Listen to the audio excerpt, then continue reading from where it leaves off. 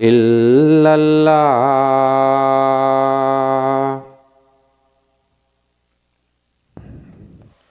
إن الحمد لله نحمده ونستعينه ونستغفره ونعوذ بالله من شرور أنفسنا ومن سيئات أعمالنا من يهده الله فلا مضل له ومن يضلل فلن تجد له وليا مرشدا. All praise is due to Allah subhanahu wa ta'ala. We praise Him and we seek His assistance and we seek His forgiveness and we seek assistance in Allah subhanahu wa ta'ala from the evil of our own souls and our evil actions. Whomsoever Allah subhanahu wa ta'ala guides, no one can misguide, and whomsoever Allah subhanahu wa ta'ala leads astray, no one can guide. وأشهد أن لا إله إلا الله وأشهد أن محمدا عبده ورسوله. And I bear witness and testify that there is no deity worthy of worship except for Allah, and that Muhammad sallallahu alayhi wasallam is His prophet and messenger. اللهم صل على سيدنا محمد الفاتح لما أغلق والخاتم لما سبق ناصر الحق بالحق والهادي إلى صراطك المستقيم وعلى آله حق قدره ومقداره العظيم. أما بعد أوصي نفسي وإياكم بتقوى الله تعالى. Brothers and sisters, I remind myself and all of you to fear Allah subhanahu wa ta'ala, to be aware of Allah subhanahu wa ta'ala, to be cognizant of Allah subhanahu wa ta'ala. Allah subhanahu wa ta'ala, He says in His book after أعوذ بالله من الشيطان الرجيم يا أيها الذين آمنوا اتقوا الله حق تقاته ولا تموتن إلا وأنتم مسلمون. O you who have believed, fear Allah as He is meant to be feared, and do not die except in a state of submission to Him, and do not die except in a state of Islam.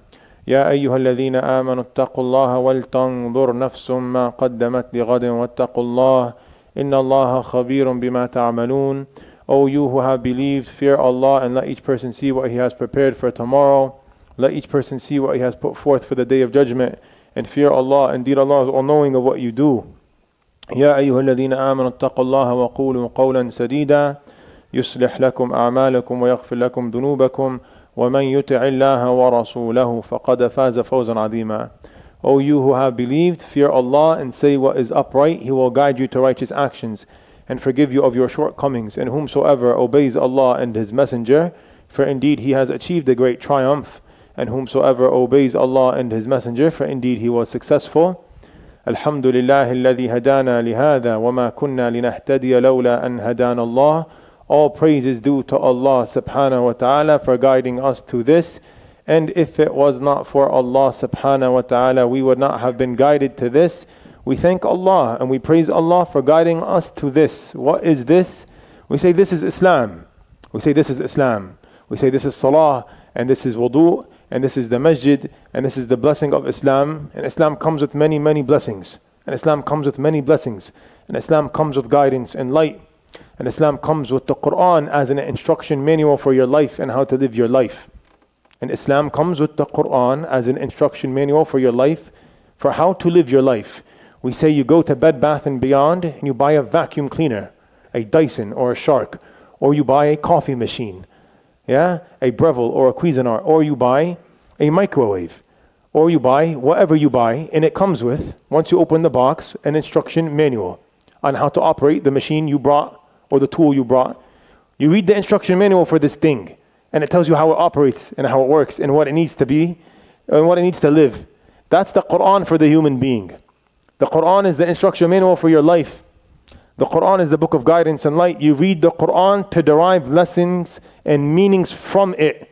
You read the Quran to ponder over it and to learn how to live your life in the guidelines and under the guidance of the Quran. The Quran is the instruction manual of your life. You don't read the Quran like you read a newspaper.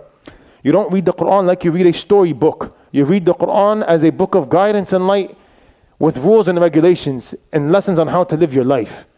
With that being said, we want to speak today in today's khutbah about a passage of the Quran that's beautiful, and it's found in a surah called Surah Al-Furqan. This surah was a late Meccan surah. So it was in the Meccan period. So it was revealed to the Prophet ﷺ before the Hijrah.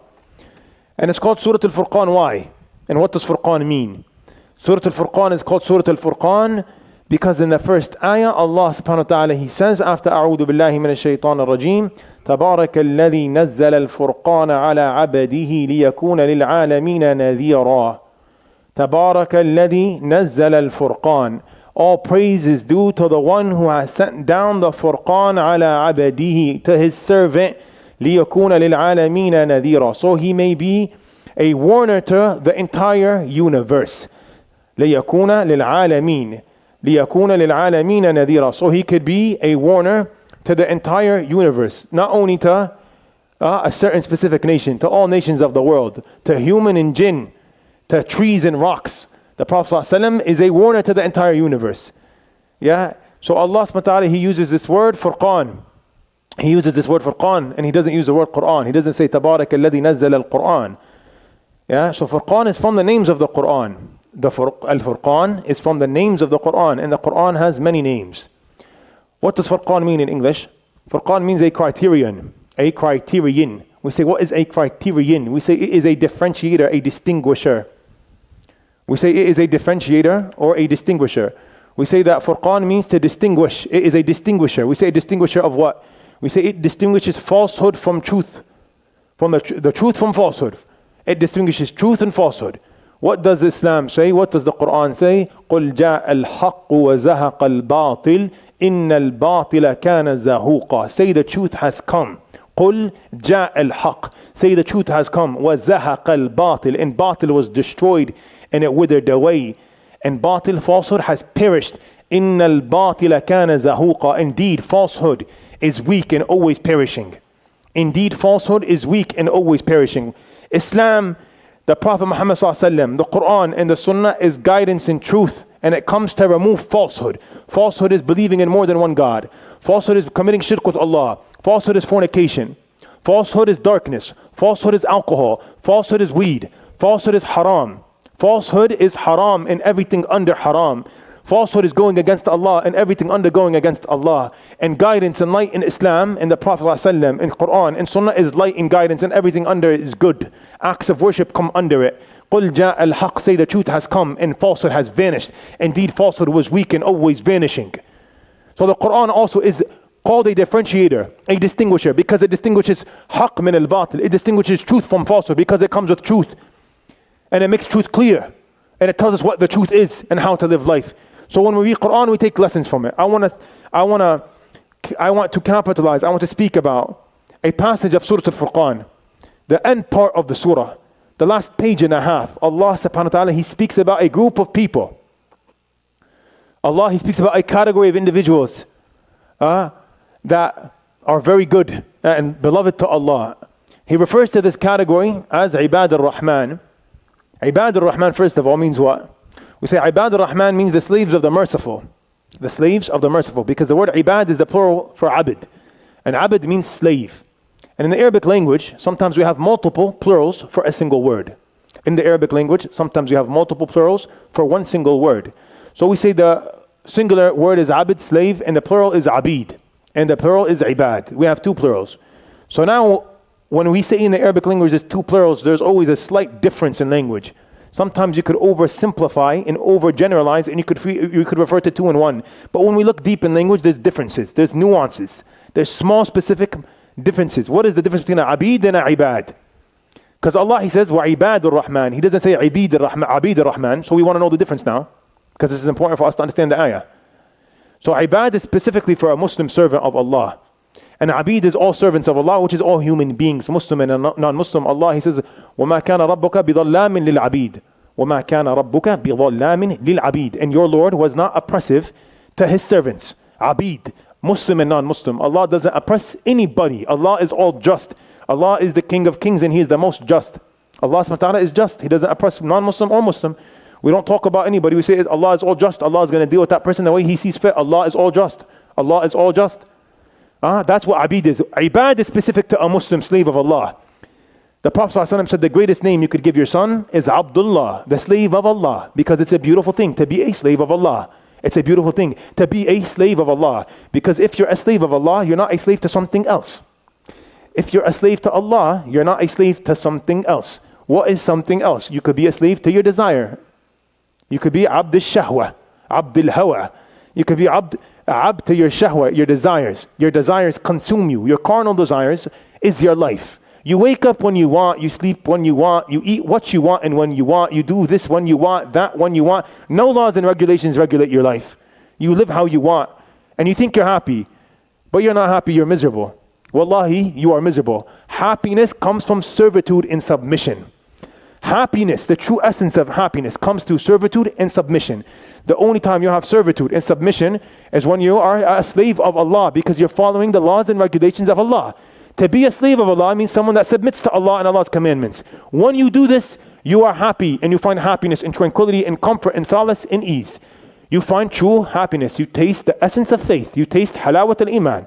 And when you're a slave to something else, whether it's a slave to the stock market, whether it's a slave to a show, whether it's a slave to Netflix, whether it's a slave to some haram you don't want to mention on the minbar, some haram that you watch at night, and whether it's a slave to your carnal desires for whatever it is, you don't have any self-discipline, you become miserable and you live enslaved. You're really enslaved. But the slave of Allah is really free. Because in America, we follow traffic signs and signals, and we follow the stop sign and the red light, and it gives us freedom because we don't live in chaos. True freedom is submission to Allah. True freedom is being a slave of Allah. That's true freedom. So Allah, He says, Ibad al-Rahman, the slaves of the Rahman, the most merciful.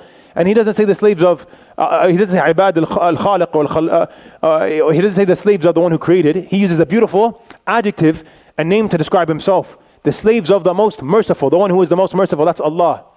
And then He goes and He mentions 11 different categories of people. He mentions 11 different attributes of people, 11 different categories now. Now the question is the Ibad al-Rahman, the person that's a slave of a merciful, someone that has all these 11? Is it someone that contains all these 11 attributes? Or is it each one, because there's 11 different ones? We say that it's 11 different ones. It's 11 different categories. So now you listen to the khutbah and you try to find where you fall under these 11. You try to find where you fit in these 11. Because after each one he says, walladina. He doesn't say the tall, strong, handsome. No, he says the tall and then the strong and then the handsome. You see, there's an and then and them. So there's 11 different categories, and it gives you an opportunity to fall under this great honor of being a slave of the Rahman, which is a nice thing. The first thing Allah subhanahu wa ta'ala He mentions, He says, وَعِبَادُ الرَّحْمَنِ الَّذِينَ يَمْشُونَ عَلَى الْأَرْضِ هَوْنًا وَإِذَا خَاطَبَهُمُ الْجَاهِلُونَ قَالُوا سَلَامًا. And the slaves of the Rahman, those who walk upon the earth lightly. Lightly. وَإِذَا خَاطَبَهُمُ الْجَاهِلُونَ. And if someone ignorant was to speak to them, they would respond with sayings of peace. قَالُوا سَلَامًا. They would respond with peace. They respond with saying peace. Do they literally say peace? No, they respond with goodness. They respond with goodness. They respond with goodness. Yeah? لا يستوي السيئة ولا the ayah in Surah Fussilat ولا يستوي السيئة والحسنة ادفع بالتي هي أحسن. Yeah, the bad deed and the good deed, they are not even. They are not even. You do what is better always. Yeah, you always do what is better. If someone does bad to you, you repel the badness with goodness. This is the first category. The first characteristic is you're humble. Because Allah, He says, الَّذِينَ يَمْشُونَ عَلَى الْأَرْضِ هَوْنًا. The ones who walk upon the earth lightly and gently. The ones who walk upon the earth lightly and gently. And this is figuratively speaking, because we have in the Quran in Surah Luqman, we have a surah called Luqman al-Hakim, Luqman, the great slave of Allah. He gives advice to his son. From the advices he gives to his son is وَقْصُدْ فِي مَشِّكَ وَغْضُضْ مِنْ صَوْتِكَ إِنَّ أَنْكَرَ الْأَصْوَاتِ لَصَوْتِ الْحَمِيرِ. Luqman, he says to his son, وَقْصُدْ فِي مَشِّكَ. Walk economically on the earth. وَغْضُضْ مِنْ صَوْتِكَ. And talk lightly and nicely. إِنَّ أَنْكَرَ الْأَصْوَاتِ لَصَوْتِ الْحَمِيرِ. Indeed, the most vile of noises is the noise that a donkey makes. The howling of a donkey is the most vile of noises. He doesn't tell his son, you're a donkey, don't talk like a donkey. No, he says it with nice etiquette. He says the most vile of speech is the donkey when it howls. Yeah, don't be like that. Talk nicely and gently. But the point of the ayah is he tells his son, وَقْصُدْ فِي مَشِّكَ. Be economical when you walk. Because it's a sign of someone that has humility, that he's economical in the way he walks. He walks with humility. وَلَا تَمْشِي فِي الْأَرْضِ مَرَحًا إِنَّكَ لن تخرق الأرض ولن تبلغ الجبال طولا. Allah, He says in Surah Al-Isra, ولا تمشي في الأرض مرحا. Don't walk arrogantly on the earth. إنك لن تخرق الأرض. You're not able to pierce through the earth. ولن تبلغ الجبال طولا. And you're not as tall as the mountains. Are you as big as a mountain? You're walking so arrogantly and you're insignificant and you're going to pass away one day and you're going to go to your grave one day and the termites and the bugs and the insects are going to eat your body one day and you're so arrogant. Leave off arrogance. Leave off arrogance, be humble. And the Prophet ﷺ was the most humble of the humble. And we take our lessons from the Prophet. He was the most humble of the humble. And the Prophet ﷺ, he said one time in a speech giving a khutbah, he said, "Man tawadu'a lillah rafa'ahu Allah." He said, whomsoever is humble for the sake of Allah, Allah, He raises that person in status. Man tawada'a lillah rafa'ahu Allah. Whomsoever is humble for the sake of Allah, Allah raises that person in status. So if you want to be raised in status, you be humble, not arrogant.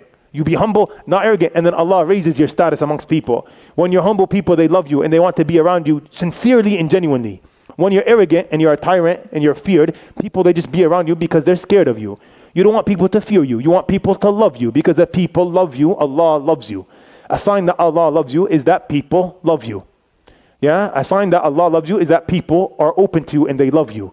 So it's good to be loved sometimes, yeah? Yeah, we ask Allah to open up on us and to grant us humility. The first thing Allah mentions from the 11 is to be humble. And having good etiquette is the heaviest thing that you'll find on your scale on the Day of Judgment. Having good etiquette and good adab is the strongest thing, the heaviest thing on your scale on the Day of Judgment. And the Prophet ﷺ said that the slave that has good etiquette, he reaches the status in the ranks of as-sa'im al-qa'im. The person, the slave, he will reach the ranks of as-sa'im al-qa'im with his good etiquette. Sa'im qa'im is the person that's always fasting and praying qiyam al-layl. He fasts throughout the day and he prays throughout the night. It's a high status. The person with his good etiquette, he reaches this abode, he reaches this rank.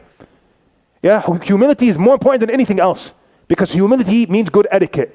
And if someone ignorant speaks to you, you respond to the ignorance with goodness. And there's many ignorant people on earth. May Allah, guide us and guide everyone and give us wisdom and knowledge. Many people, they don't know how to speak to someone properly, or they'll say something rude to you and mean to you. And sometimes you have to understand, maybe that person is going through something in his own life as well. Maybe he's coming off like this, but maybe he's going through something as well. You have to understand how to respond. How do you respond? قالوا سلاما. These people, this category, they say salam. So this is the litmus test. A litmus test? This is the scale. This is the differentiator of if you fall into this category. Now Allah gives you the litmus test. The litmus test is you respond to badness with salama. You respond to ignorance with salam. With salam. Salam means peace. So it means you respond to badness with calmness. You're calm and collected when someone comes at you wrongly. You say, Jazakallah khair, brother, may Allah bless you, may Allah bless your family. Wallahi, Jazakallah khair, Jazakallah khair. Because sometimes arguing all the time, it's not constructive, it gets nowhere. You have to pick your fights. Sometimes arguing all the time, it's not constructive and it takes you nowhere, and it takes too much mental stamina. It's exhausting and draining. It takes too much mental stamina to pick fights with everyone that wants to talk. And someone's coming at you strong, you assess the situation. This guy's a little ignorant. May Allah, guide us. And you say, may Allah bless you, brother. Jazakallah khair. Thank you so much. Because it's not worth losing mental stamina on everyone. Yeah? We said people, they go through stuff, inshallah, all the time. And when they see you like this, they understand that, what you're doing is right. And inshallah, they can become like you, inshallah, one day. You remain humble always. The next thing Allah says, the next category is وَالَّذِينَ يَبِيتُونَ لِرَبِّهِمْ سُجَّدًا وَقِيَامًا. Allah, He says, وَالَّذِينَ يَبِيتُونَ لِرَبِّهِمْ سُجَّدًا وَقِيَامًا. The next category that's mentioned is those that they go to Allah. يَبِيتُونَ means they sleep. It's at night. What they do at night is sujood and qiyam. وَالَّذِينَ يَبِيتُونَ Bata yabitu is to do something at night. How you spend your night. وَالَّذِينَ يَبِيتُونَ لِرَبِّهِمْ Those who spend their nights to their Lord. Their nights are for their Lord. سُجَّدًا وَقِيَامًا. Sujadan wa qiyamah, making sujood and making qiyam. Qiyam is what you do in salah. You say Allahu Akbar, you're in something called qiyam, you're standing. Then you go down to sujood. Why does he say sujood and qiyam? Because these are the two main parts of this prayer. The two main parts of the prayer is sujood and standing. And the scholars, they differ. And they write books on what is more virtuous. Kathrat al-sujudi am kathrat al-qiyami. What is better? Prolonging sujood or prolonging qiyam? Scholars, they differ. They write and they come out with difference of opinion. Some say qiyam and they give 100 reasons. And some say sujood and they give 100 reasons. At the end of the day, sujood and qiyam is the essence of salah. So that's why he says those who go to their Lord at night, sujadan wa qiyama, standing and prostrating, making sujood at night. This is the sign of a mu'min. But interestingly, he says yabituna, at night they go. So it's a night prayer. It's qiyam al-layl. It's not one of the obligatory prayers. And the Prophet ﷺ, he said in hadith that the best tatawwu', the best voluntary prayer after the obligatory prayer is qiyam al-layl. The best prayer you could perform after the obligatory prayer is the night prayer, the night vigil. Qiyam al-layl. Qiyam al-layl means prayer of the night. This doesn't mean someone doesn't pray Fajr and Dhuhr and Asr and he prays Qiyam al-layl. This person has priorities a little messed up. An obligatory prayer, Dhuhr Salah, is better than 1,000 Qiyam al-layls. It's an obligation. By consensus of the Muslim Ummah, by Sunni, Shia, Khawarij, Ibadi, Mu'tazili, by consensus of the Muslim world, an obligation is more virtuous than a Sunnah. An obligation is more virtuous than a Sunnah. Praying Dhuhr is more virtuous than praying Qiyam. Because it's an obligation. If you don't do it, you are sinful. If you don't pray Qiyam, what happens? You're not sinful, brother. But it's very virtuous to pray it. And it's a sign of a abd, Ibad Rahman. It's a sign of a servant of the Merciful, that he prays Qiyam al-Layl. And why is that? What's the underlying reason here? The underlying reason from Qiyam al-Layl is that means that his love for Allah, the love he has in his heart for Allah triumphs. It triumphs his love for sleep in his bed. The love he has for Allah triumphs, overcomes, is more than the love he has for sleep in his bed. Because at 2 a.m., at 3 a.m., at 4 a.m., that's the time of Qiyam al-Layl, the whole world is sleeping. The whole world is sleeping. The whole world is doing two things at that timing, either sleeping or doing something else they shouldn't be doing, because it's the night time. Yeah, they're clubbing, drinking, fornication, haram, whatever haram is going on. That happens at night, in the darkness of the night, right? So they're either knocked out sleeping, yeah, or they're doing haram. And then you get up to pray salah to Allah. You leave your sleep and you leave your desire of sleep to get up and to make wudu and to wake yourself up and to pray to Allah. This is heavy. This is a big deal. This means a lot. This means you love Allah more than a lot. This means you love Allah more than a lot. This means your love for Allah has triumphed. Your love for your desire of sleep. And this is a deep concept. Wallahi, this is deep, because your love for Allah has to overcome your love for anything. You want to stop something, you see where your heart is, where your love for Allah is. Your love for Allah should triumph your love for a cigarette. Your love for Allah should triumph your love for a lottery ticket. Your love for Allah should triumph your love for looking at haram. Your love for Allah should triumph. It should overcome the love you have, the lust you have for looking at haram. May Allah protect us. May Allah protect us. You should love Allah more than haram. You should love Allah more than a sin. Happiness is through the love of Allah, because when you love Allah, Allah loves you. When you love Allah, Allah loves you. So it's a heavy category, Qiyam al-Layl. May Allah make us of those who pray at Qiyam. The scholars, they say, why is Qiyam so virtuous? They talk about this hadith of the Prophet, when the Prophet says that the greatest voluntary prayer after Faridah, after a fard, is Qiyam. Why is Qiyam more virtuous than anything else? Why is Qiyam more virtuous than anything else? They say for two reasons. They give two reasons. They extract two reasons why Qiyam is more virtuous than anything else. The first one is, it's the most sincere prayer. It requires sincerity. And the second reason is, it's the most difficult one. So difficulty plus sincerity equals virtue. The more sincere something is, by the way, this is a base ruling we want to learn, the more sincere something is, the more rewarding it is. And the more difficult something is, the more rewarding it is. So this has both. It has immense sincerity and immense difficulty. Why? Sincerity, because you're praying for the sake of Allah. If you're getting up in the middle of the night, you're praying for the sake of Allah. Inshallah, your sincerity is on check. If you're praying in the middle of the night in your house and no one knows, inshallah, you're praying for the sake of Allah. Your sincerity is on check. And it's difficult to leave off your sleep. The most desired thing to a human is to sleep, when you're tired. To leave it off for the sake of Allah, it's a difficult prayer. So it's a very virtuous prayer. And it's a sign of a Ibad Rahman, a Abd of the Rahman. It's a sign, yeah? Yeah, may Allah allow us and facilitate good for us, and let our love for Him be stronger than the love of anything else. Then he goes, the third category, وَالَّذِينَ يَقُولُونَ رَبَّنَا اصْرِفْ عَنَّا عَذَابَ جَهَنَّمَ إِنَّ عَذَابَهَا كَانَ غَرَامًا إِنَّ عَذَابَهَا كَانَ غَرَامًا إِنَّهَا سَاءَتْ مُسْتَقَرًّا وَمُقَامًا إِنَّهَا سَاءَتْ مُسْتَقَرًّا وَمَقَامًا. The next category of people that Allah mentions is those who make dua for the protection of Jahannam. Ya Allah, Rabbana asrif anna adhab Jahannam. Ya Allah, move us away from Jahannam. Inna adhabaha kana gharama. Indeed, Jahannam is a painful, scary torment. Indeed, Allah, Jahannam is scary and painful, and I want nothing to do with Jahannam. Innaha sa'at mustaqarran wa muqama. Indeed, it is a horrible, wretched abode for a minute or for a second and for a long period of time. Mustaqarran is something, a short period of time. Innaha sa'at mustaqarran. It is bad for even 1 second. Wa muqama, and it's bad for a long period of time.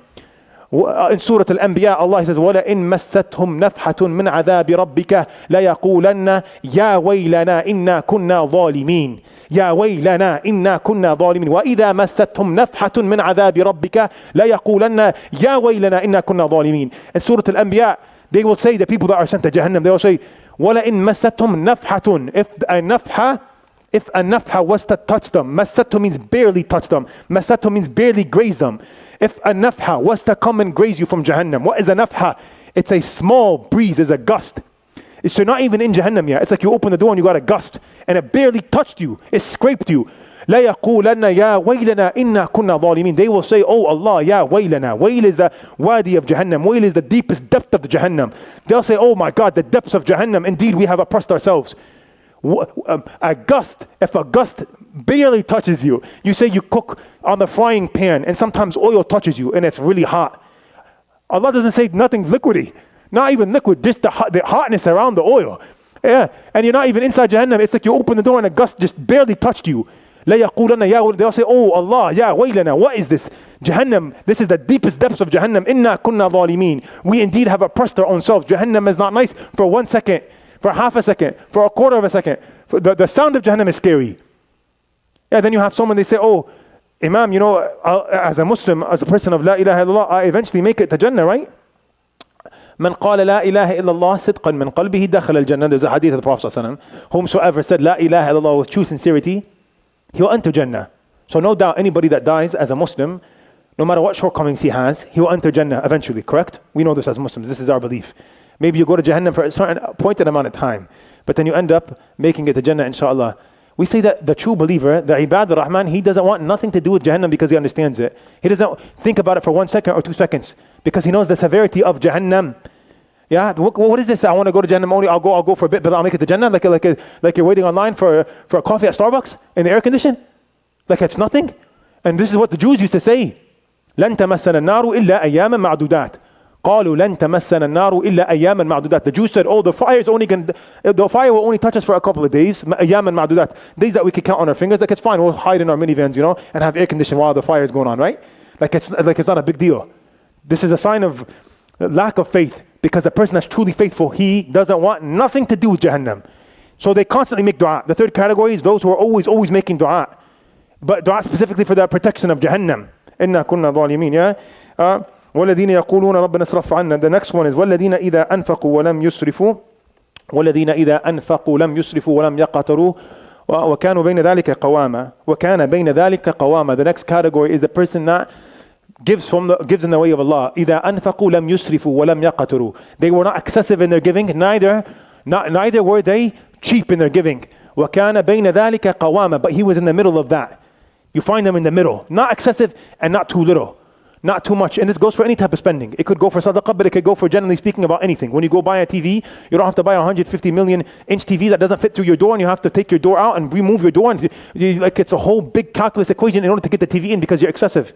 You're excessive. You don't have to be excessive. We're not saying be cheap either. You don't buy a black and white TV. Yeah, we're not saying be cheap either. You should be in the middle. وَكَانَ بَيْنَ ذَلِكَ قَوَامًا. And this is the attribute of a believer. You find him in the middle. You find him moderate.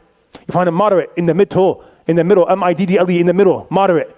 وَكَذَلِكَ جَعَلْنَاكُمْ أُمَّةً وَسَطًا. Allah, He says in the Quran, and we had created you, we had made you a middle nation. أُمَّةً وَسَطًا لِتَكُونُوا شُهَدَاءَ عَلَى النَّاسِ. So that you may be witnesses over the people. Allah, He characterizes the Ummah of Muhammad. We have made you a middle nation. Ummatan wasata. As a Muslim, you're in the middle of everything. إن المبذرين كانوا إخوان الشياطين وكان الشيطان لربه كفورا. Indeed, the person who was excessive is from the brothers of the shaitan. They are from the brothers and sisters of shaitan. And indeed, shaitan was ungrateful to Allah. Yeah? When you do something, you do it with the middle ground. Don't be cheap and don't be excessive. This is the way of a Muslim. We ask Allah to make us always in the middle of everything we do. We ask Allah to make us moderate in everything we do. We ask Allah to make us of those who have true love for Him. وأقول قولي هذا واستغفر الله لي ولكم فاستغفروه.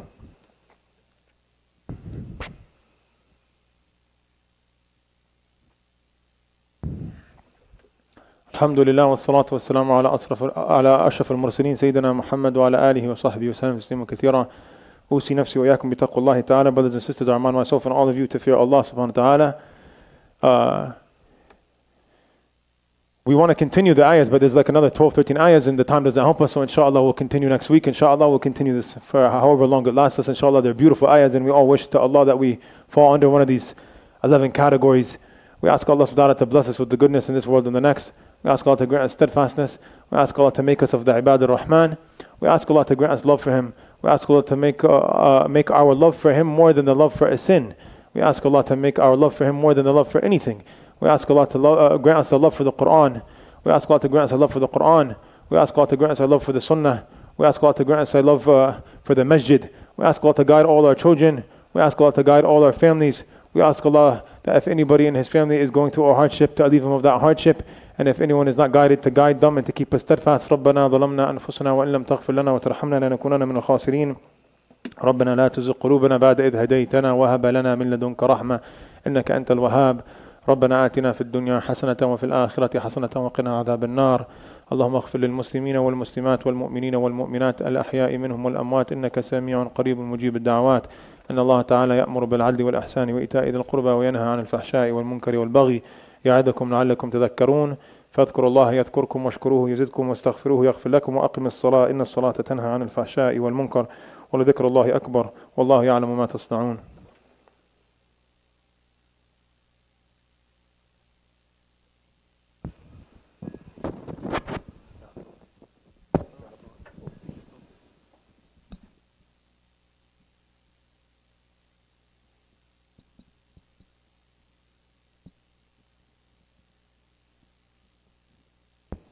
الله أكبر الله أكبر الله أكبر الله أكبر أشهد أن لا إله إلا الله أشهد أن محمد رسول